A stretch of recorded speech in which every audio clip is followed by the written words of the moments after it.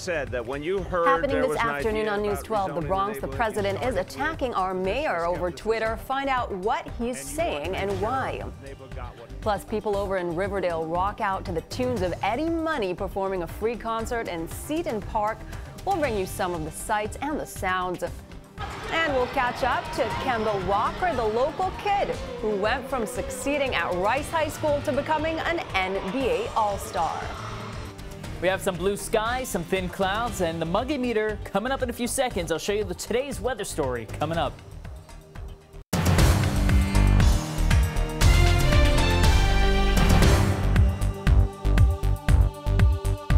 Good afternoon, and thanks for joining us here at News 12 The Bronx. I'm Michelle Devone. We'll get to those top stories in just a moment, but first, here's meteorologist Mike Rizzo with your hyperlocal weather. Mike. Michelle, it's an okay day so far. Yeah. But things change tonight. So, yeah, I think we have a lot more sun this early afternoon than what we initially anticipated. That's good.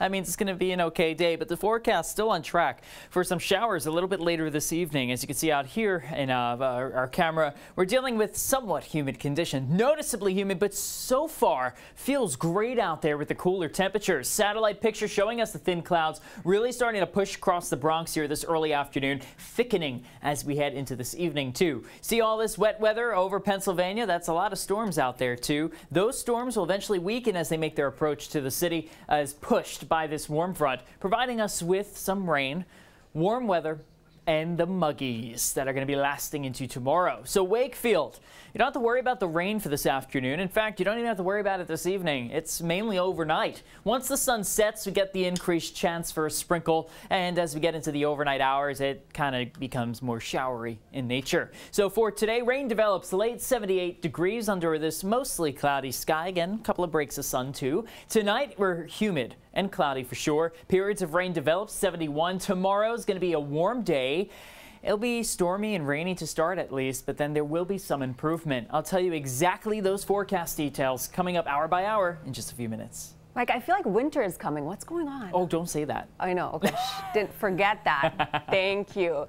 And we have a programming note for you. You might think Mike is indoors because he is right now, but guess what? He will be headed out on the road again this week. So tomorrow he'll be delivering his hyperlocal forecast from the Metropolitan Oval Fountain. Yep. And if the fountain was not your first choice, don't fret. You still can vote for where you'd like to see him next. You might even meet Mike on the road.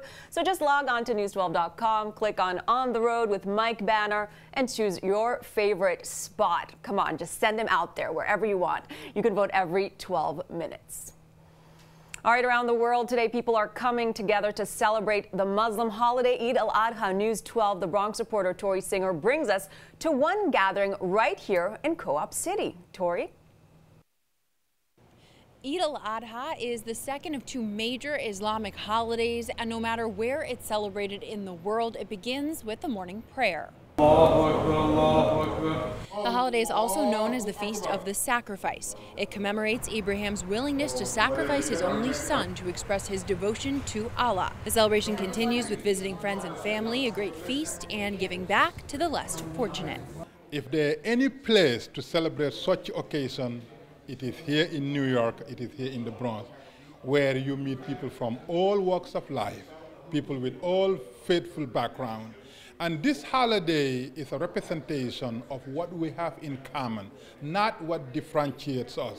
Eid al-Adha will last until August 25th, and a lot of people here hope that next year they'll be able to celebrate in a mosque they hope to build in the neighborhood. From Co-op City, Tori Singer, News 12, The Bronx. Thank you, Tori.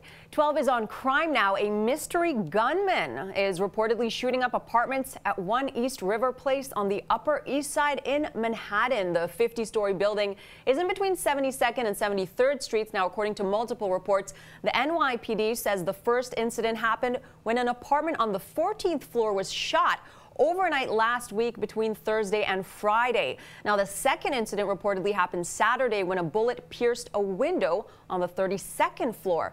Cops at this point are reportedly looking into 2 911 calls, reporting shots heard from another apartment building across the river. An investigation is also underway after a man from our borough who died when he lost control of his SUV and slammed into several parked cars. Police now identifying that man as Johnny Delane. Police believe the 56-year-old suffered some sort of medical episode prior to the crash. This all happening shortly before midnight on DeKalb Avenue in Brooklyn. Responding officers say they found Delane behind the wheel unconscious and unresponsive. He was rushed to Woodhull Hospital, but unfortunately was pronounced dead. Police say their preliminary reports show he was driving on DeKalb Avenue, approaching the intersection of Kent Avenue when he crashed his Ford Escape. We spoke to a witness who saw the tragic moments unfold. And all of a sudden he lost control and just smacked right into that Benz right across the street. All we heard was a boom! Boom, the car was mangled and twisted. Everybody started running like somebody set off a bomb or something like that. And came down, he was like, he was stuck in the car. They had to cut him out, practically cut him out the car. And as we mentioned, the investigation is ongoing. We're waiting on the medical examiner for further details, and we'll of course update you.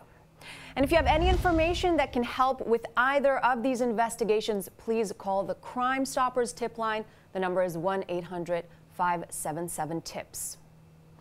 In other news, President Trump is taking on our mayor over Twitter. The president tweeting out Bill de Blasio, the high-taxing mayor of NYC, just stole my campaign slogan. Promises made, promises kept.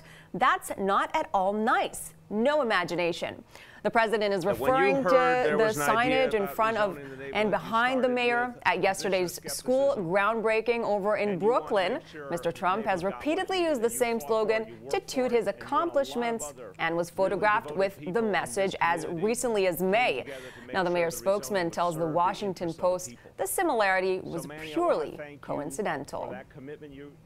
All right, around the state, Governor Cuomo signs a bill into law creating the nation's first commission to investigate prosecutorial misconduct. Now, this law establishes a team to probe claims against New York State's district attorneys and their assistants. The governor says the law will root out any potential abuses of power and provide a system to check and balance the criminal justice system. The governor also signing another new law. This one bans smoking in all home-based daycare centers around the state.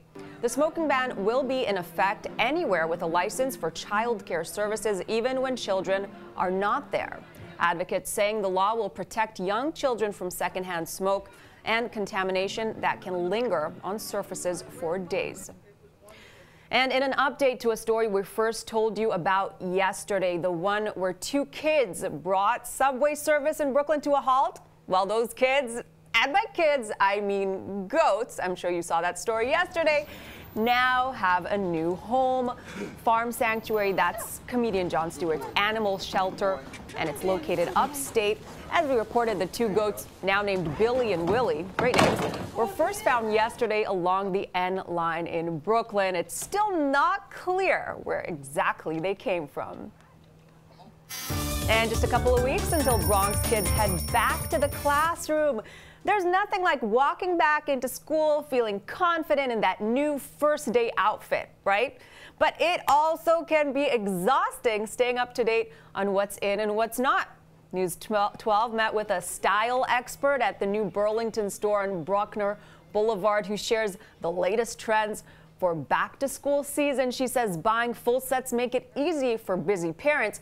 So, what's in season for girls? Well, camouflage, vertical stripes, and message tees. And for the guys? Our checklist is all about activewear, active sets. You want to have your varsity-inspired looks ready to go. Backpacks are a must. Hair accessories for the girls. And as well, you want to have that fresh new pair of sneakers when you walk into the first day of school. That is an absolute essential. So much pressure. Wow. Athleisure is also big for both girls and boys, which is athletic apparel suitable for everyday wear. All right, 12 is on health. The newest prescription for kids is to play. The nation's top doctors are now urging more playtime for American children. The American Academy of Pediatrics says there's clear evidence that playing around outdoors is key for a child's development. It says compared to the 1980s, today's kids have 12 fewer hours a week of free playtime. Music legend Eddie Money rocking out in the Bronx last night with a free concert in Riverdale over at Seton Park. Bronxites packed the field in Seton Park for the show, taking over almost 2 of the 3 baseball diamonds in the park. Funding for the famous performer secured by Senator Jeff Kline and the borough president's office. Fans sang and danced the night away to classics like 2 Tickets to Paradise and Take Me Home Tonight. Overall, looks like they